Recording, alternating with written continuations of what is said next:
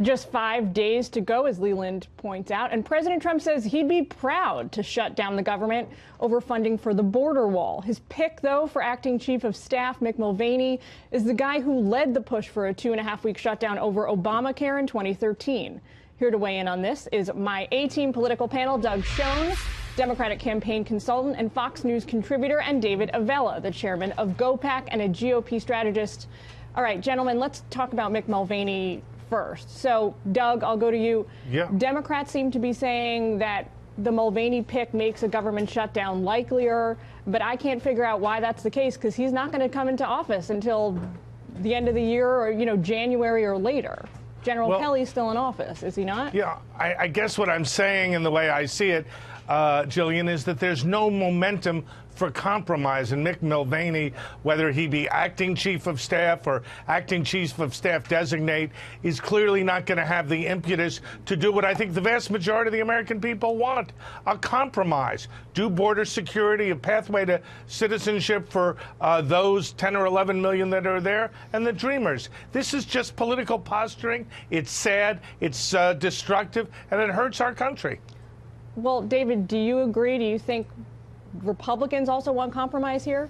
Being willing to shut down the government this week to solve the pre-existing condition situation we now have, given the Supreme Court decision, would win far more praise from Americans than a shutdown over border security, particularly in that as you go into 2019. And if the estimates are right and the belief that this new trade deal with Mexico is going to bring more money into the U.S. off of trade with Mexico to give us the funds to pay for the border, it gives the White House a far stronger hand in this border security fight, when many Americans are in a direct way going to be far more impacted by this pre-existing condition situation that we now have, that could be solved this week with Congress passing block grants to the states. So something that Democrats think is actually giving them a stronger hand here when it comes to the shutdown is the Chuck and Nancy meeting this week in the Oval Office. I want to get both of you to weigh in on that.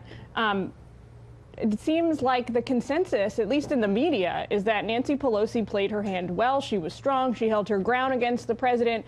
So, I don't know, Doug, does that kind of give her a little boost going into the potential speakership? Absolutely. I think it solidifies the likelihood that she will get the remaining votes she needs from her caucus. I think with Democratic control coming, it's going to be tougher rather than easier for the president to push the wall. And I think David is right.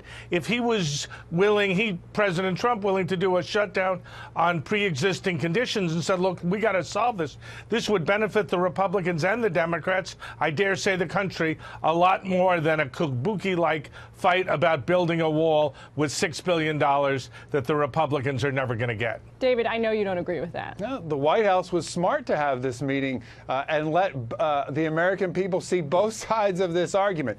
Did it help Nancy Pelosi? Doug's exactly right. Yes, that's exactly what the Democratic base. I'm surprised to hear you admit that, David. It's exactly what the Democratic base wanted. They wanted to see Nancy Pelosi be a fighter.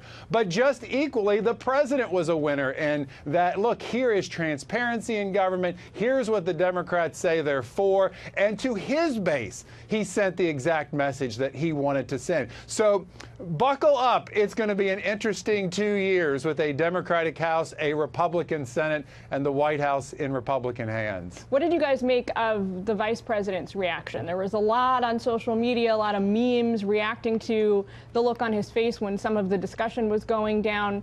Doug, what was your take? My take is that he is a non-factor, at least publicly, in policy making. And watching his body language suggested to me that Mike Pence, a good and decent man, wanted to be pretty much anywhere else than where he was. Just look at the screen and you see an awkward, uncomfortable, rigid man. And I just wish that we had a vice president who was fully engaged in trying to promote compromise with his former colleagues in the House. David, you got 10 seconds. Did you read it that way? Smart people don't try to upstage their boss, and the best advice that Mike Pence can give is to give his counsel to the president privately. All right, gentlemen, thank you as always. I will talk to you both soon. Have a great weekend.